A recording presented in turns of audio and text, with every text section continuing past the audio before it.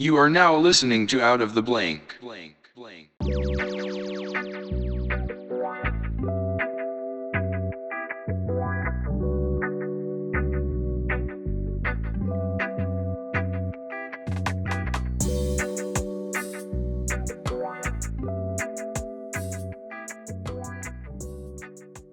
Welcome to another episode of Out of the Blank podcast. I'm here with Iann Robinson. Yes. Iann, your last name is similar to mine. You know what my last name is? What is it? Robertson. There you go. Bam, Very look at that. close. We're connected at Go birth. from the word go. Yeah, there you go. So tell me a little bit about yourself, Iann, and what do you do professionally? Right now, I work for Apple. I basically repair stuff. Like I repair computers, I repair phones, I repair some iPads, I repair whatever anybody brings in, whether it's they're having software issues or they're having hardware issues. I repair that. Previous to that, probably the biggest thing I'm known for is that between the years of 2000 and 2003, I was an on-air news reporter for MTV. I was the metal guy. And then after that, other than that, I've mostly been a touring musician. And then I worked for a little while with troubled kids because I'm originally from New York.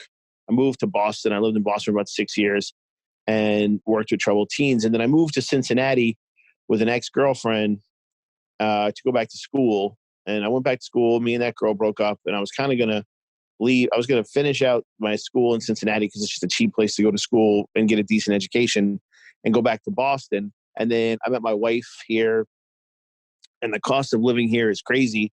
And I've done so much traveling over my life. And I grew up in New York City, so I don't really need to live in a big city. So we decided to stay here, and we bought a house, and it's cool. But yeah, right now I work for Apple. I go in, I fix shit, and then I leave. It's kind of nice. It's like the first job I've had where, I care about what I do, but I'm not like tied up in the career aspect of it. So For sure. I mean, how often do you get people that are just pissed off when they go in there because half the time their phone's so slow they can't even use it? I feel like Apple sends me updates to update my phone, make it a newer software every couple of days. And it's always at the worst times, like right when I'm trying to use it. and the problem, people always come in at the end of the business that I'm in. People are always, they're not angry, but they're generally not in the best mood. Some people handle it better than others.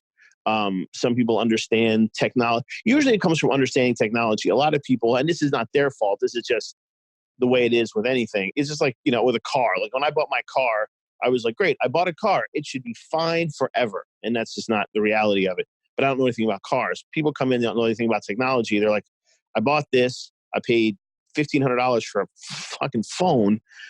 It should be as flawless as possible.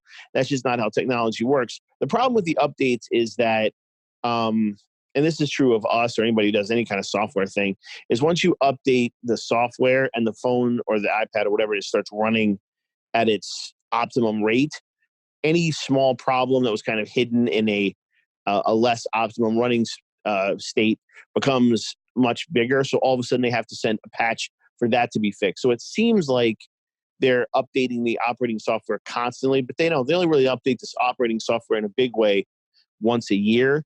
But it's all these little things that go on to fix errors that pop up in the technology. And if you don't do that for a living, like I do it every day, so it all makes total sense to me. But I always use my wife as a sounding board because she understands technology, but she just doesn't give a fuck about it at all. And so when she says something, I'm like, well, that's just how it is. She's like, yeah, but that's not, I don't understand that. So to me, it's just, you guys are constantly sending things that are making my phone do this, that, the other thing. And I get the frustration. It's why I'm better at the job than a lot of people who come in, because I get that people are going to be frustrated and why. So I don't hold it against them. I just try to help them figure it out. Well, it's frustrating because first of all, the phone charger, that's ridiculous. The iPhone can't be compatible with anything else, and if you get another iPhone, have to basically get a whole new phone charger sometimes, like going up from the original to where it is now. Like we have the newer one, but it seems like that phone charger is just run down piece of crap. It seems like it kind of messes up like every couple of months or so. I mean, I can't get too much into this because I don't want my company to come and 2 men in suits tell me I don't work there anymore, but Or shoot you in the head. Right. The chargers that Apple sells that come with the phone are built to come with the phone, and I've had my charger from my 5 now for, I don't know, the 6 years or 7 years. I've had the 5, and it's never had a problem. It's not worn out. It's not torn up. They're built to last. The problem is they're expensive. So if you lose one, or if something happens to yours, people are like, well, I'm not paying $20 for another one. I'll buy the one from Target. Problem is, the ones at Target are built for universal use, and that's not how Apple's made. So what happens is, they're like Vegas. If you get a third-party charger, you may get one that works great and nothing happens. You might also get one that bends your pins or fries out your motherboard, because the chargers that you get are cheap, are just the power. The chargers that you get from Apple, understand that the pins come in 2 sections. There's the pins that charge, and there's the pins that send information. What happens is, third-party chargers start charging up. They just charge. They go bam, and it's not what they're built to do. So, I get the frustration. They're expensive to buy. You get one, if you lose it, blah blah blah. But it's just like anything else. I bought a car. I'd had it less than 4 years, and the engine cracked. And I was like, and I wasn't out doing my like Fast and Furious fantasy. I was driving to work, and the engine cracked. And it's a 5-year-old. It was less than 5 years. And I was like, what the fuck? And they're like, shit, it's just how it happens sometimes. Yeah, I get a little. I noticed this the other day. I got freaked out because I was plugging in my phone charger, and I was like, "Why isn't my phone charging?" And I kept looking. You can put it in upside down, and the thing just still goes in, but it doesn't charge. Yeah, and you can also, the other thing is that the pins are supposed to lock in. So if you press it in and you've got like dirt or lint in your port, and it pushes even just the slightest bit out of the lock, it'll stop charging, or it'll go back and forth, charge, not charge, charge, not charge. And so, and I can't tell people to clean out their own port, because if you do it wrong, you can break the phone. So I just tell people to bring it into, if they got an Apple store near them, bring it in and let us do it. That way, it'll be done right. But it's Apple products, I know it sounds like snake oil because I work there, but Apple products are probably better built than just about any other product out there as far as phones go. The problem is they're priced that way. So when there are issues, replacing them or getting them fixed can be more expensive than, say, something like a Galaxy, which is a cheaper brand. Plus, Galaxies and things like that don't have a store that can fix them. You just have to upgrade to get a new phone. Yeah, So there's always 2 sides. There's always the Android, and then there's the Apple side. It's like, honestly, I'm good with just the phone. Like, I'd like to be able to play games on it. Half the time, Right. Phones originally started being these giant things that you could barely lug around. You needed like a briefcase to kind of carry it around. Then they went to completely small, more compact for your pocket. And now they're getting so big they don't fit inside a kid's skinny jeans anymore. Like, he's like now it's like you're literally carrying around a tablet. And I'm like, what's the point of it? It's just so you can play games on it. They just capitalize on the bigger screen. Well, it depends on who you are. Like me, I don't really I have a laptop that's ancient. I have my own podcast, which is called C.R.E.A.M, Comics Rule Everything Around Me, and it's the comic book podcast. And the only thing I really do on my laptop, because it's kind of old, is I record the podcast and edit it. But I do everything on my phone. Everything. I do some ghostwriting to sort of supplement my income, so people will send me things to look at.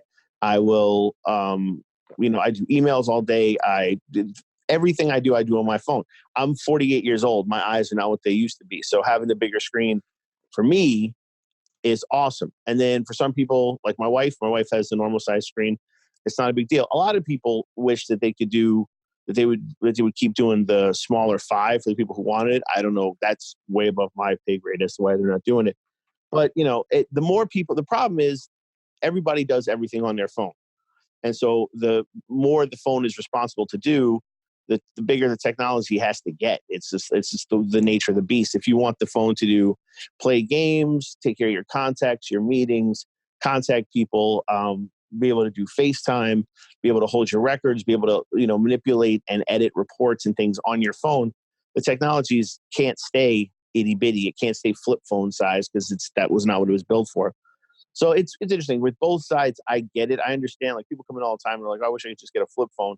And I'm like, yeah, but you don't, because as soon as you got a flip phone and it didn't do all these other things that you've just grown used to it doing, you'd be pissed off about that. So What are your most common problems you deal with in the Apple industry? Because I mean, honestly, there seems like a little bit to complain, but still, people are going to go out and buy the new iPhone anyway. Like you were saying, it's more advanced than any other phone. I mean, realistically, what I deal with more so than anything else is really not.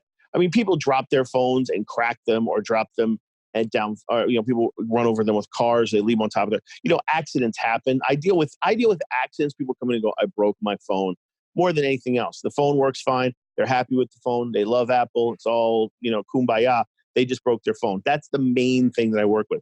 The second thing is usually Apple ID, because you set up your Apple ID, you set up your password, and then because we have touchscreen or we have Face ID, you may not enter it in as often as you might have in the past.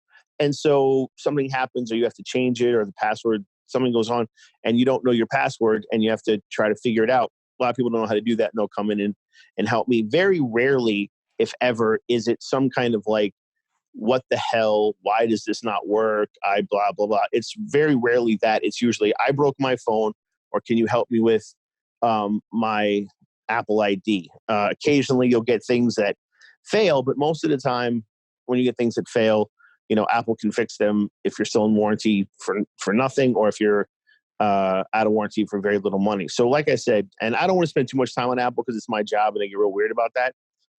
But most of the time it's either people break their phones, or they just need help figuring out some kind of software issue, and everybody leaves happy. Like I've never, like I've been there 6 years or 5 years. So I've never been yelled at. I've never had anybody freak out and slam things in front of me. People start off in a bad mood because it's an inconvenience. If you're good at what you do, and you can make them feel like you give a shit about their problems, which if you don't, then you shouldn't be doing this. And then you talk them through the issue, and then they usually go home happy. That's 97% of what I do. I don't think anybody emotionally or mentally could take it if it was just nonstop verbal abuse, which isn't what it is, because like I said, Apple makes better products than I think anybody else. And I know what that sounds like because I work there, but it's true.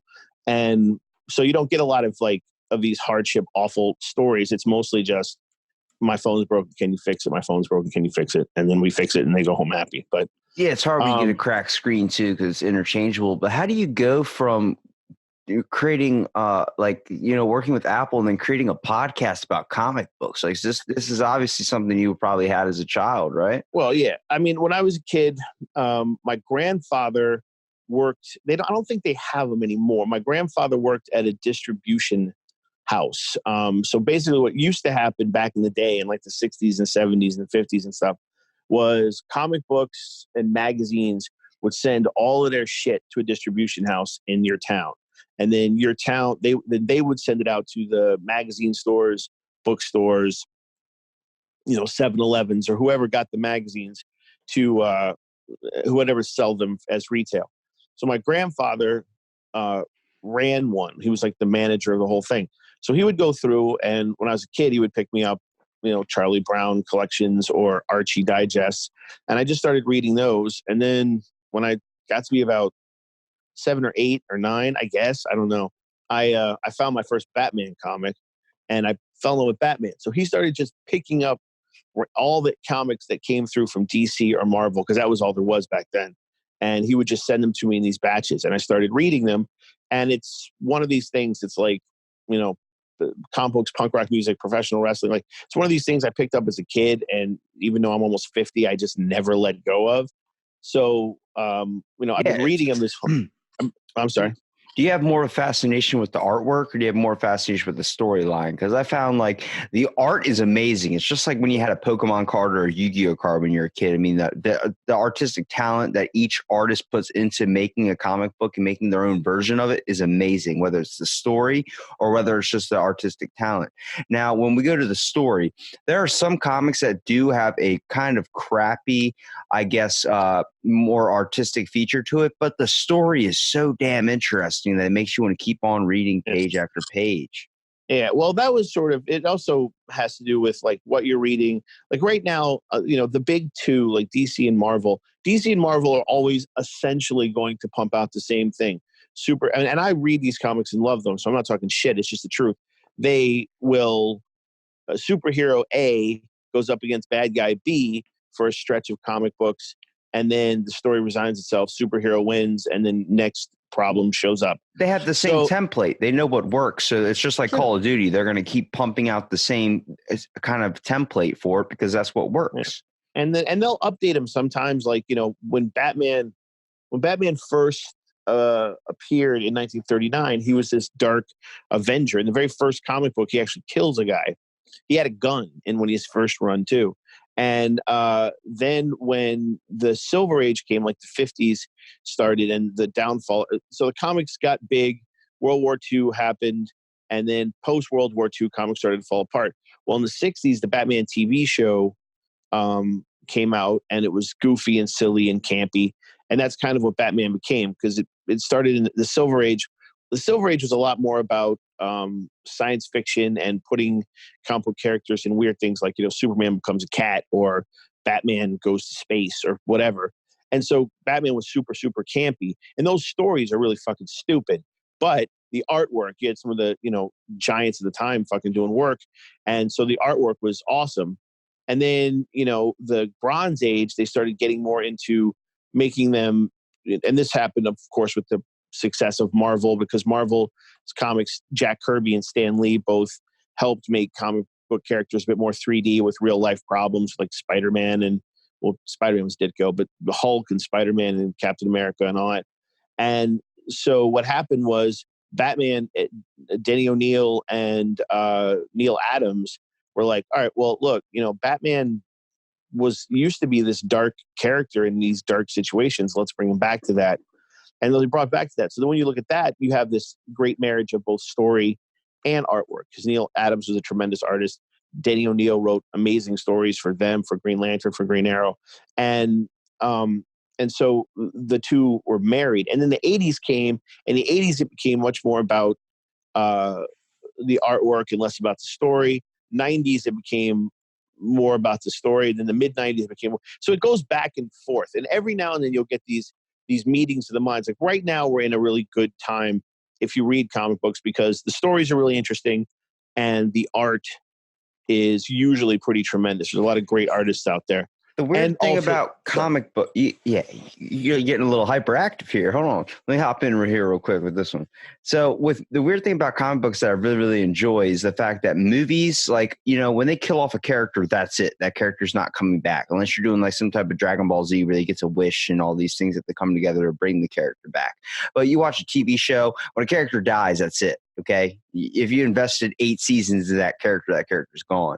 The weird things about comic books that actually it makes it kind of hard to follow is you can have one, like Superman dies in one comic book and then Superman's alive in another one that comes out right after that. Like, what's happening? Like, we're not even following a storyline. We're going into all these different universes and all these different ideas. And you're realizing you're stepping into a template, or you're stepping into the mind of another creator, a comic book person. When you have tangents of movies, they kind of stick around the same basis. But the comic franchise is so interesting. Like, you had the X-Men, Deadpool kills the whole Marvel universe and everything like that. And like, whoa, what? Like, Incredible Hulk's dead? What? Like, it's ridiculous. But when they do that with the Avengers, you can't just bring somebody back. You can't just do that.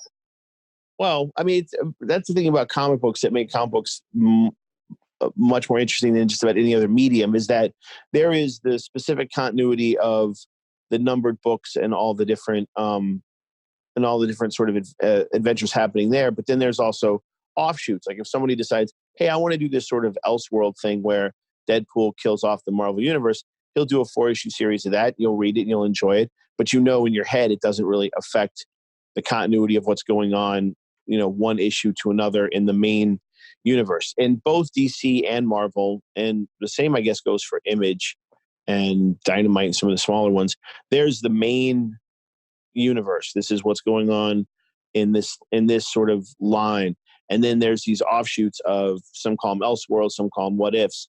And as far as people dying in comic books, I mean, that's an old joke, even from old comic book heads like me. It's just somebody dies and it doesn't really have any impact because they're going to come back somehow. In Batman, it'll be the Lazarus Pit, or In, the X-Men, it'll be some mutant has power to bring somebody back, and so they do, or they weren't really dead, we just thought they were dead, or they can find any loophole. The thing is, when you step into a comic book, and I don't know why this is, I've talked about it on the show with my co-host Jamie Filer. When you're in you just sort of accept that that's the reality, that when somebody dies, they're probably not going to die, and they'll give you some tacit or surface level explanation of why they came back, but you just kind of know that they're going to come back. And if you're going to enjoy the books, you don't really think too much about that. You go, oh, okay, Colossus drank this potion to rid the X-Men of this issue that they were having, was a plague or something, but him drinking that killed him. Well, it turns out that cyborg was actually, or that Colossus was actually the another Colossus, and it wasn't the original Colossus, and here's the original Colossus, and he didn't know who he was, and blah blah. And it's really, it's very, if you try to do it in a TV show or you try to do it in a movie, everybody would be like, this is bullshit, I'm not watching this. But in a comic book, you're like, all right, okay, that's fine, and you just continue on with the story. Comic books are fascinating to me because it's two-dimensional sequential storytelling. There is no real like right or wrong as far as continuity or plot, and yet somehow, if TV had done this, if movies had done this, people would have been done. The industry probably would have collapsed. But for some reason, comic books are allowed a lot of leeway with that, and they continue to get pumped out more and more. And what's great now is that if you really hate that shit, like I got friends of mine who will not touch a superhero comic with a 10-foot pole. They're like, I have no interest in any of that bullshit. And what's great now is that you have the underground comic scene, which has, human stories, normal human stories, day-to-day life, things like that, slice of life stuff told through comic books. There's a comic book called Brooklyn Dreams, where it's just this guy's complete mental breakdown, and it's told through different artists taking shots of this comic. And it's all sort of normal. It's not superhero based, but it's still a comic book, is still sequential storytelling. And that's why it's such a good time right now, is because so much of a light is being shined on the underground comic book as much as the big two, that, there's a place for everybody. We're seeing a trend. We're seeing superheroes and all these things come back into the mainstream, where it was considered nerdy or being a geek to worship comic books or wear a superhero shirt. It's become a bit of the mainstream. Like, the fact that comic book characters are kind of aware that there is a life after death. Like, I think it was Professor X that said in Mutant Heaven, there are no pearly gates, but instead revolving doors. Like the whole idea that you're going to come back, death isn't the final answer. Deadpool, he breaks the wall a little bit, kind of keeping the movies random, but still revolving around the comic universe. But I love that aspect of breaking the fourth wall, making like relevant that you are in a movie or that you are in a comic book. Always kind of give the reader something fascinating to kind of read more interested about. I mean, comic books have been around forever, from, Conan the Barbarian to the old school tales of horror or astoundingly awesome tales, comic books of like Swamp Thing and all these monstrous creatures. I mean, they've been influenced in our society for so long, but now they're being looked at with a heavy light because of the fact that Disney and Marvel, they make these movies that are constantly in the mainstream where people go back and look at these comic books. You're starting to see them in stores again. You're starting to see them, like in just a gas station where they kind of faded out after a bit of time. Well, like one of the bigger problems that me and my friends, as being older comic book readers, I like the Marvel movies a lot. I'm not as in love with them as everyone else is. There's nothing that they can do in a Marvel film that, like, Walt Simonson's not going to be able to do better on the comic page. For me, that's just my thing. But one of the big problems in the last 20 years with comic books, especially because of the movies and the eye on them, is that the idea of weekly going in on comic book day on Wednesday and buying your single issues and reading them is still sort of a thing that not everybody has a lot of interest in doing. So what's happened is more people, if they go and they watch Deadpool, and they go, wow, that was fun. And they'll go to a comic book shop and go, I just saw the Deadpool movie. I would like to read more about Deadpool. They have a trade, and the trade paperback, the collection, used to be like, okay, well, we want a way to sell these same comic books that we published, but no one's going to buy the single issues. Let's just throw them all together. These days, because the people who are coming from the movies, those who do, my co-host Jamie, and most of my friends who are like nitty gritty comic book people, our idea is that the people who see the movie and then go buy a comic book is like a unicorn. It just doesn't exist. Because I'm friends with most of the people who run comic book shops here in Cincinnati, and I was in Boston when I was there, and New York. And when the movies would come out, whether it was the crappy, movie with like Dolph Lundgren as the Punisher or the new Marvel stuff, they were like, we don't really see a jack up in sales. What they do see is they see a jack up in people coming in and wanting to buy trades.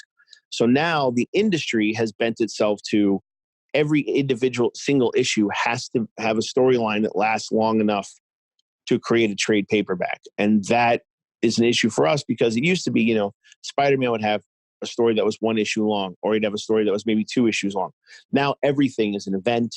Everything is 37 crossovers. Everything is a giant story arc because they need to package them into trade paperbacks for people to read. And a lot of people get confused. They're like, oh, well, I like to read graphic novels. Well, a graphic novel is a complete comic book thought or story presented in that form. So it's like 200-300 pages of one thing.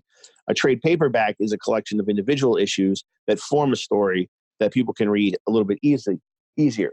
So right now, because the movies have reshined a light on comic books, they're like, okay, people are buying T-shirts, they're buying toys, the kids are coming to see them. Everybody loves them. They're winning awards. Everybody's super, like, Avengers Endgame made like $1 billion something dollars. They're trying to funnel that into the comic books themselves. And while people aren't really coming and starting collections and building their, like they did in the past, they will buy the trade. So now the comic book serves the trade instead of the trade serving the comic book, which I understand from a business standpoint and a greater mass reaching publication kind of way. But as someone who enjoyed reading books day in and day out, that sort of thing gets kind of boring to me.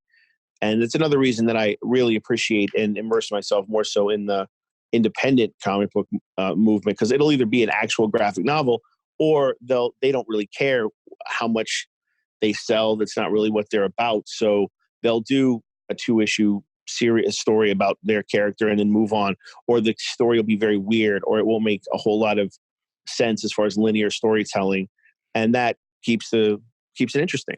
So Well, I'm it's sorry. all Go ahead. you gotta breathe there, buddy. Breathe. It's cool. We got plenty of time, dude. Don't feel rushed. Look, I love it how enthusiastic you get about comic books. But for me, I'm trying to understand as much as possible, because you grew up in a generation that was around comic books. You had that influence into your life. Me, I didn't have that opportunity. I never had the chance to experience what comic books are because they weren't in the they weren't really kind of known in my life, which kind of sucked because, the best thing I have on my phone right now is the DC Universe app and the Marvel comic book app, where I have all these unlimited comic books on my phone and on, it's just right there. So at 2:00 in the morning, instead of looking on Amazon of something I can buy, I have something where I can see, be able to pay attention, be able to do these multiple things. And, it's crazy because, it's awesome to see the wonderful things about comics, dude, because the list goes on and on and on, from DC Universe kind of shedding a little bit of a dark history to a story or to a character, to Marvel Universe kind of diving into that realm, but more like it's about a hero that gets a power, gets an ability through something, through an experience, through, a radioactive bug or something. And then DC Universe is like, no, this kid, he lost his parents. His parents were shot in the theater. And I'm like, whoa! Like, you see 2 twists of events when it comes to the story. Mm-hmm. So I'm confused. Like, so what is it exactly that you want to know about?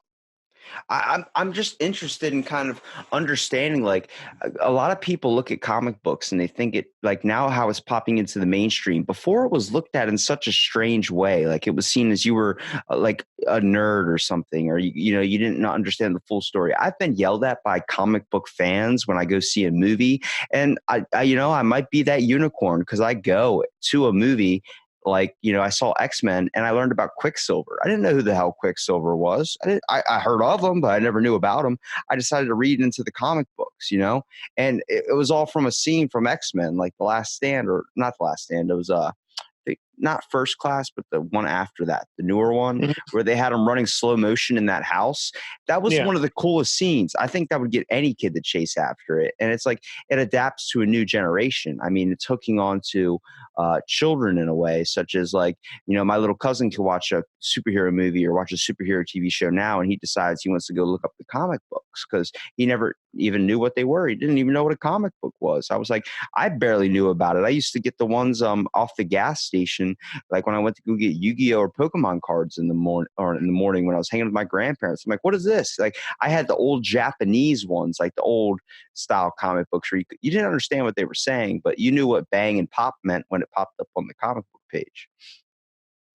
Okay. Yeah. I mean, it's that kind of thing as far as what they were and what they are in the mainstream.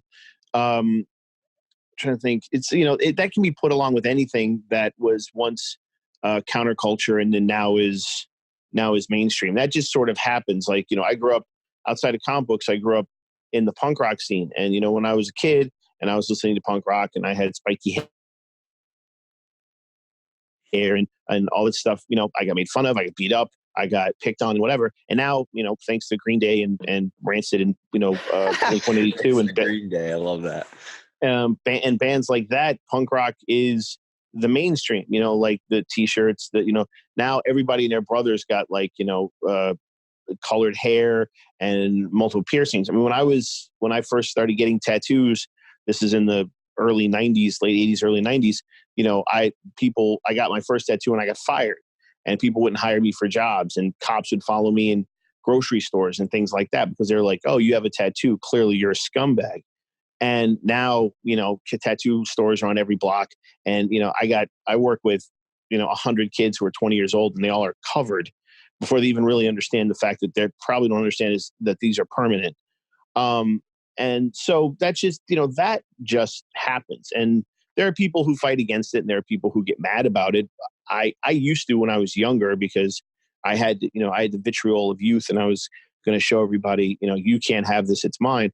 Then I sort of realized that it just kind of happens, and you can either go with it or you can get lost in the shuffle. But I watched punk rock go from an underground voice of the disassociated to the prom theme for some high school in the middle of the suburbs.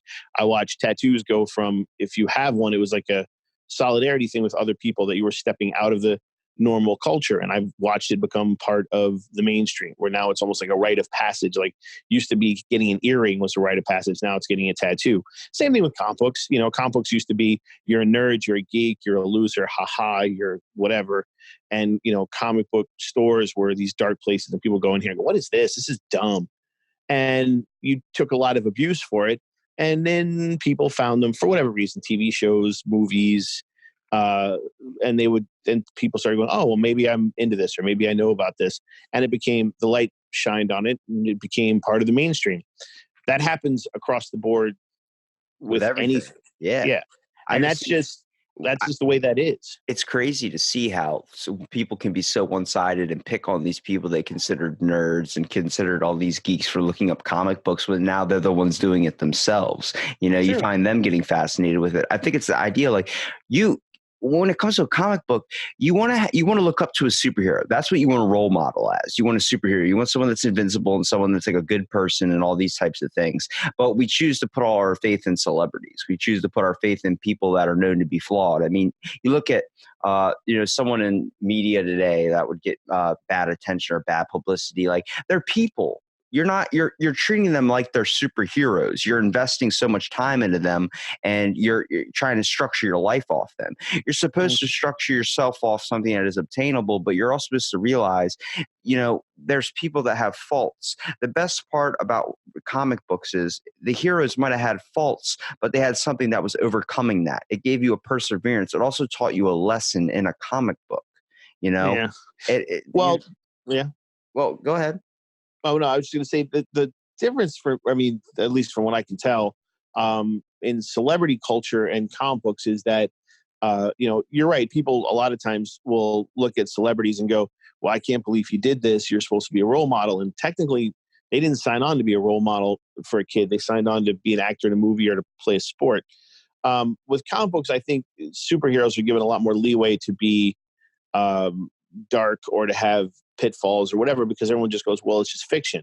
Now, to your point, yeah, there's a lot of kids who are like looking up to them. And I think if, they had one where Superman, if Superman did something completely outside the box, they would probably have an issue with that. But if he has fails and trials and tribulations and ups and downs, or if Batman is dark and brooding and whatever, that there's a lot more leeway in that. With celebrities, the idea is, not that I agree with this, but the idea is you're a human being, you're real, you're not fiction. So you're supposed to live up to this ideal because you're famous and you're in the public eye and you're our kids, our kids' hero. And it's just as unrealistic to expect a human being to be flawless as it is, a superhero. Because what happens is superheroes were flawless and never had, any real issues, or it was always like, they're going to rob the bank and I'm going to stop them.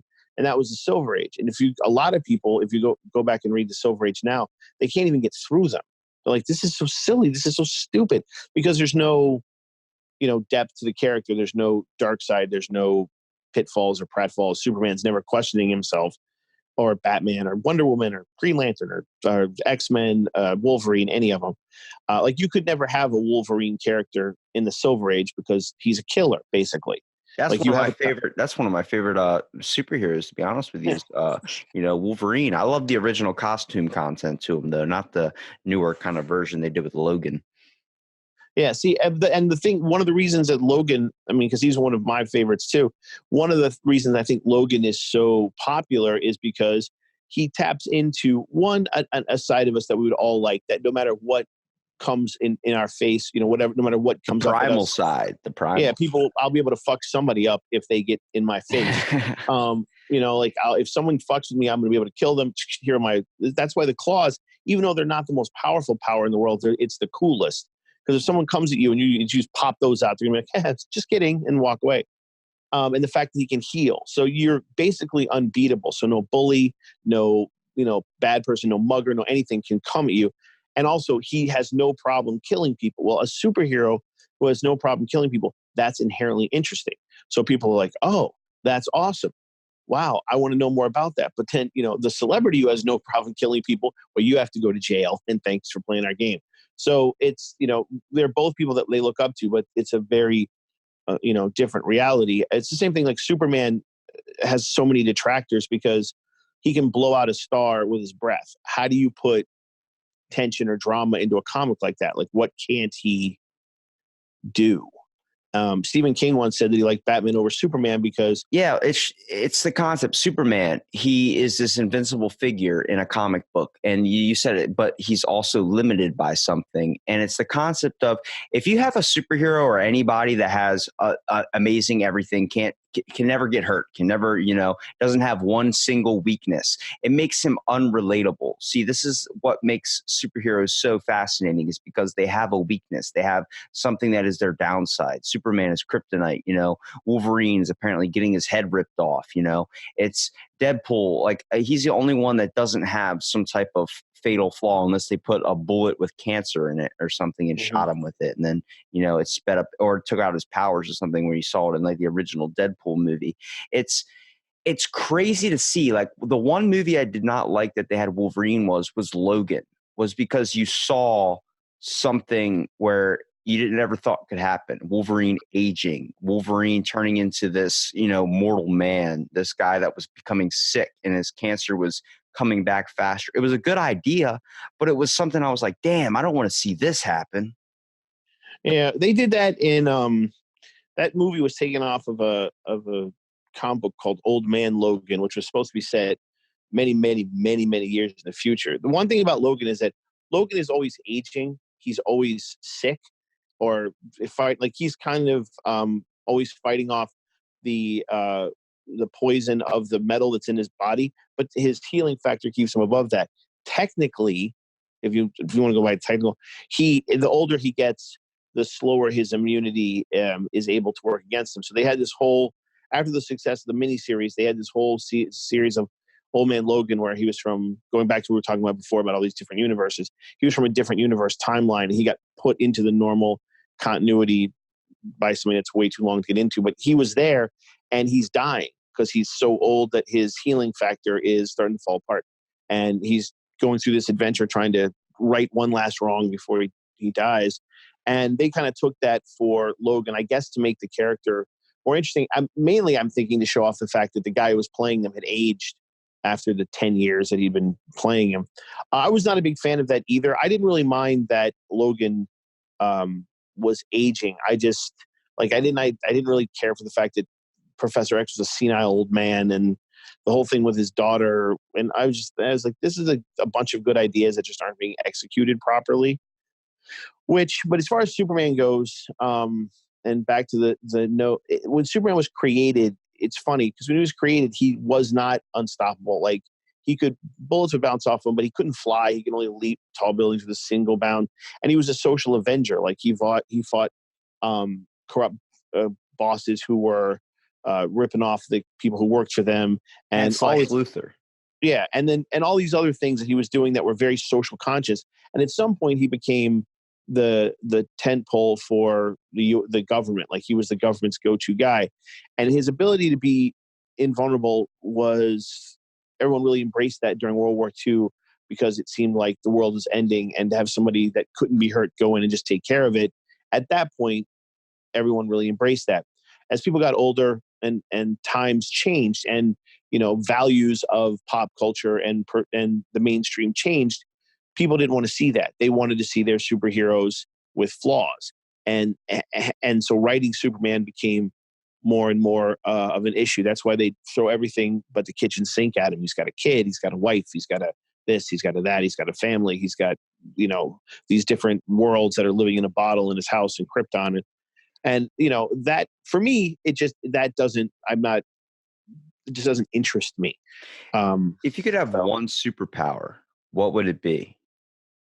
I've always that's always been a tough one for me because people always say reading minds, but I'm like, you wouldn't want to know what everyone was thinking all the time. I don't want to know what everybody's thinking about me for sure. I'm trying to think, what would it be? Probably, see, I used to be the healing factor thing, so I would never get sick. But I'm like, yeah, and when I was 28, that seemed really cool. At 48, like I'm like, well, I don't really want to outlive all my friends and my wife and just be sitting around going, well, I can live forever. So I, plus you want to be able to use a sick day at work. I mean, come on. Yeah, never get sick and they know that. They're like, why are you calling out? Like, I don't feel good, but we know you got that regenerative ability. Yeah. It's like I'm regenerating. I don't feel good. I'm trying to think if I could probably have any. Mine would be like time travel, dude. Like Looper, like, that movie, or the Nightcrawler, how he can teleport anywhere just by seeing something. Like, I would love that ability because then I would just teleport all over the place. Yeah, that would be good. I would probably trying to think, if I could have any. See, I go back and forth to this. Like the one is that I would like to be as intelligent as Batman, but then I'm like, that's not really a superpower. That's just he spent a lot of time reading. Probably if I could have one, superpower, it would be I want to say telekinesis, where I could like move. Probably the power of Professor X, because he can pretty much do anything. If Superman landed in front of Professor X and was like, I'm going to crush your bones, he'd go, no, you're not. And Superman would go, no, I'm not, and fly away. I would like that level of ability to move things with my mind, to be able to get into people's brains and control what they do. I'm about to give you a good would you rather. So if you could choose to have the Professor X ability where you can read people's minds and be able to kind of control people's minds, but every time you used it, you got Alzheimer's, you got worse. Oh no, then I wouldn't want it at all. Oh yeah. See, I was thinking if I could teleport, but once I teleported somewhere, I had to wait like a year or so to be able to teleport back, and I realized I'd be screwed. That would actually be a cool comic book idea. Someone he's like, I can teleport, but if I go, I have to sit there. Like you have the ability to use telekinesis, but every time you try and bring an object towards you, it flies at you like 100 miles an hour and hits you. No control how. Like, that would get a beer from the fridge. Next thing you know, a beer just slams you across the head. It'd be like the X-Men who can't really control their powers. That would actually be kind of funny. I like the idea of the guy who can teleport and can't get back for a year, because he can teleport all around town, but then like have it where something serious comes up where he has a chance to like right a wrong way in the past, but if he goes and does it, he'll be stuck there for a year. That would be kind of interesting, actually. You should write that. That would be great. I would like the guy that could only fly if he was inside a house or something, or inside a building. So whenever he'd fly, he'd just hit the ceiling.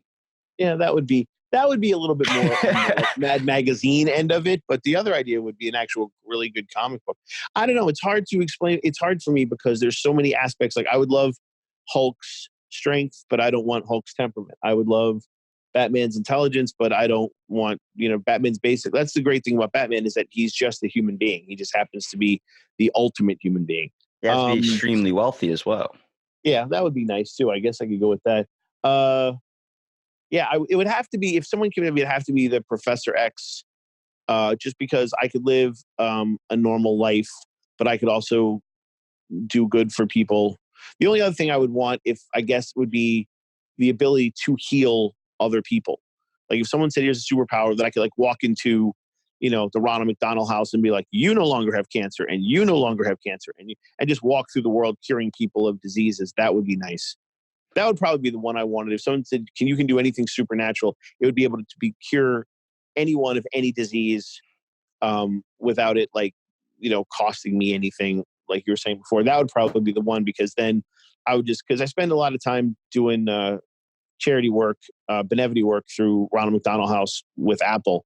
And I see, we do a lot of stuff and you see these kids and you'd like to just go up to them and touch their heads and go, and you're healed, and you're healed, and you're healed, and you're healed.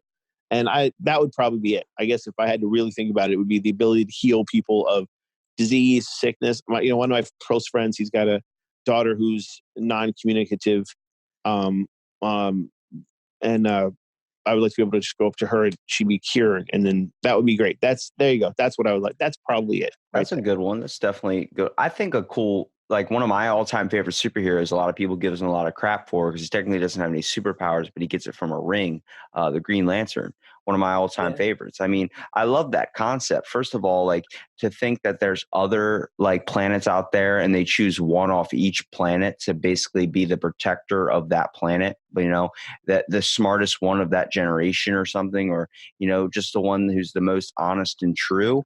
I love that idea. And then coming together on a ring. Like I remember I read the comic book where the Green Lantern killed off the whole Earth, like the whole Nivcor, the whole thing, just destroyed them all. I was like, what's happening? Like, this is not what I wanted to enjoy. I love the concept of all these groups, no matter their differences, no matter their looks, they're all united in one purpose to protect the basically galaxy. Was that the one where he got infected by parallax? Yeah. Yeah, that's I mean, a lot of people had the same issue that you had with that story. It's just like, wait, I don't want Hal Jordan to be this killer. And it's funny because after he got cured of parallax and sort of helped defeat him, when he went back to the Green Lantern Corps, even though he was Hal Jordan, the most powerful of all of them, there was a lot of people. There was a long time in the book where people just didn't trust him. They didn't want him in the Corps anymore. They wouldn't, he had to do a lot of sectors by himself because no one would work with him because of what had happened. So yeah, I mean, that's actually a great example of like, okay, I love this. It's the power of the imagination. It's the power of, what I can do with my mind if I'm fighting evil. And then it's used for mass destruction. And people are like, I don't want to read that. And I thought it was cool that they at least had a long impact where he had to deal with the fallout instead of, well, you helped save the day, so we're not mad anymore. Well, sadly, no one cares about a story anymore. Like when it comes to the kids growing up now, they don't care about a character's story. They only care about what's gonna, who's gonna die, who's gonna get their head chopped off, who's gonna get killed, who's gonna, it's the same thing over and over and over again. Where I see the movies kind of do it a little bit of injustice in a way. There are some good ones. Don't get me wrong. Avengers is really good. Creates humor, especially like you're seeing Thor in Endgame, and he's like, he gets killed in Fortnite or something. He's like, forget you, Mr. Unicorn Fart Master 32. Like that is funny, but it loses a little bit of aspect with a lot of comic books. What its intentions were kind of unraveling a story and giving a little bit of this kind of relatable experience. Like what makes a superhero, a supervillain relatable is that they're people, but they have something going on with them. They have a whether like you could be Superman from another universe, but you're still experiencing what it was like and through his eyes as growing up being different, seeing it from his perspective where he had these capabilities. And I feel like a lot of times with the movies, it's just easy to throw an explosion and a bunch of money at it rather than truly dive deep into the story and create something that at least creates an emotional stimulus in somebody. I guess for me, I mean, for all their many flaws, I thought the MCU did a better job of tying emotion into what could be just boom bang comic book stuff than like the DC universe has done or anyone else. Because at the end of Endgame, when Captain America is gonna facing off against Thanos on his own, and then you hear, Cap, hold on, and all the superheroes show up to help him. People got real swept up in that because they had invested so much emotion into all these characters, and I thought the MCU did a really, really good job of creating 3D characters that we actually invested in, not just because they were superheroes, but because we love them as people. We were excited that Captain America went back and found the love of his life. We were devastated that Iron Man died. We were, psyched that Ant-Man and his kid got to come back together and all that.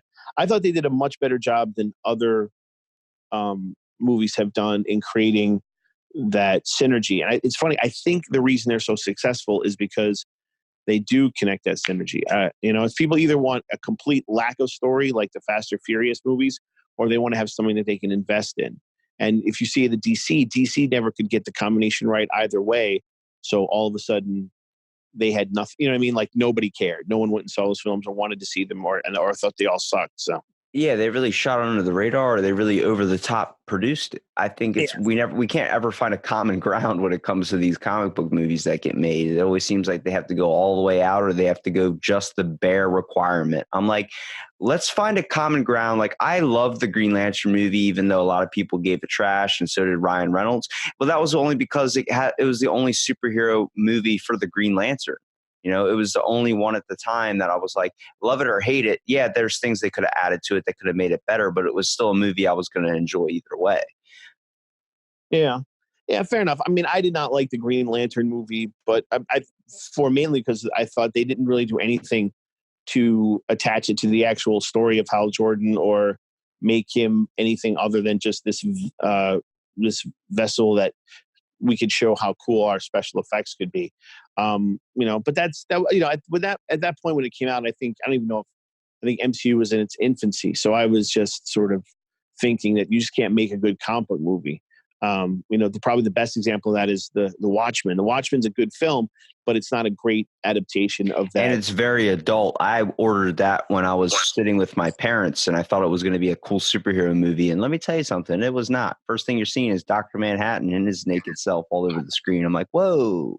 Yeah.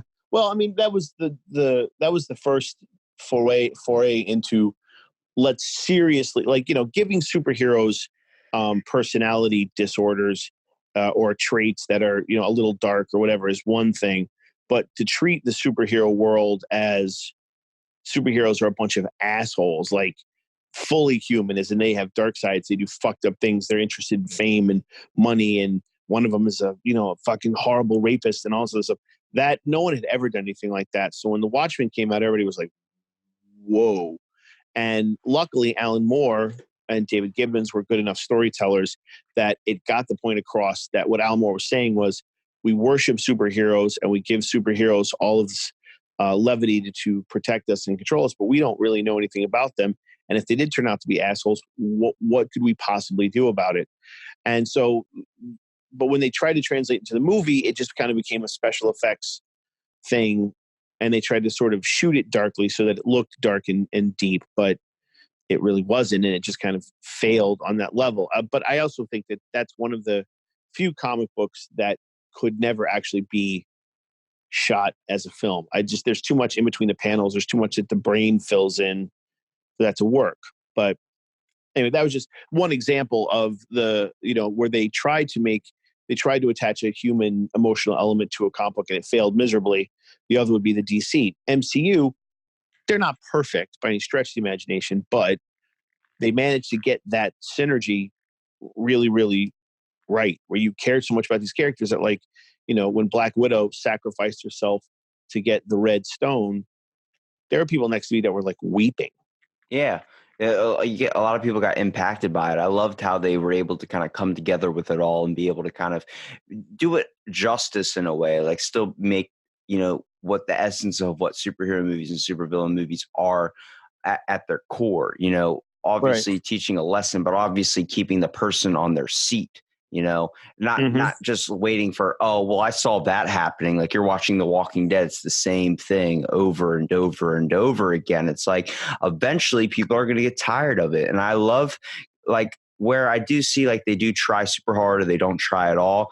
They did do it right with the Avengers. Like that always created a good concept. It was fun for the kids and it was fun for the older adults to get into it and kind of be able to talk about it too. And then kind of maybe, learn a little bit about themselves and kind of go back to the originals. It's always a great concept when you see something truly come together, when everything seems like it just falls into place perfectly. Mm-hmm. And Walking Dead was too bad because it had such. It had good steam at first, but once it hit the fourth season, you're like, all right, how many times is it going to be the same thing over and over again? And then someone barely dies. Like, and it was, the comic book was like that too, which is funny. It's crazy because once you hit 9 seasons, it's like, all right, now it's time. It's dead. Let's just let it die. Well, that was the thing. The Walking Dead recently, like 2 months ago, ended the comic book run sort of unceremoniously at like issue 165. Now they said they always planned to do that. Whether or not that's true, I don't know. But they were definitely feeling the same backlash. I think TV exposed the problems in the storytelling faster than the comic book did, because the comic book had been around 7 or 8 years before the show started. But it was like, okay, so these people walking around with the dead people, and then they meet a group of people who turn out to be assholes. They fight them, somebody dies, and they meet another group of assholes. And it just, like, you can't, as much as you may care about the characters also have to do something different, or you're like, I don't care. You know what I mean? Like, you eventually just get bored of watching them do the same thing over and over and over again. Yeah. So if you had to say one thing to people out there that are kind of interested in looking back into the comics books, what would you offer to them? Well, first thing is you're going to want to listen to C.R.E.A.M, Comics Rule Everything Around Me, the greatest comic book podcast in the world. That's shameless awesome. Plug. Shameless plug right there. Probably the best thing to do would be not concern yourself. If you really want to get into it, find a character that you just love, and then Google, their best stories. Don't concern yourself with starting at the beginning. Don't consider yourself with the continuity of the character. Don't concern yourself with any of that. Find a story that sounds interesting to you, get the trade, and read that. And if the story if the character continues to interest you, maybe pick up a couple of single issues and see if you can hold on. But really, what's great right now, and we were talking about this earlier, but